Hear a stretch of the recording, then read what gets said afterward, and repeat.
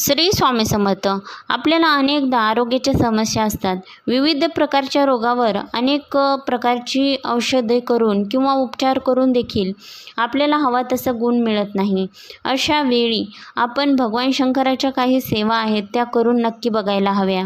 महिन्याला येणाऱ्या शिवरात्रीला जागृत शिव मंदिरात जाऊन 11 बेल व भस्म महादेवास अर्पण करून आरोग्य प्राप्तीसाठी व आपलं आजारपण दूर होण्यासाठी प्रार्थना आपल्याला करायची आहे.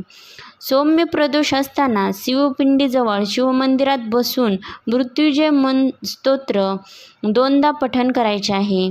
21 सोमवार ओम मृत्युंजयाय नमः हा मंत्र 108 वेळा पठण करून मंत्र पठण करताना समोर धूपकांडी लावायची आहे व धूपकांडीची रक्षा आजारी व्यक्तीस लावावी व आपल्या कपाळाला देखील आपल्याला लावायची आहे.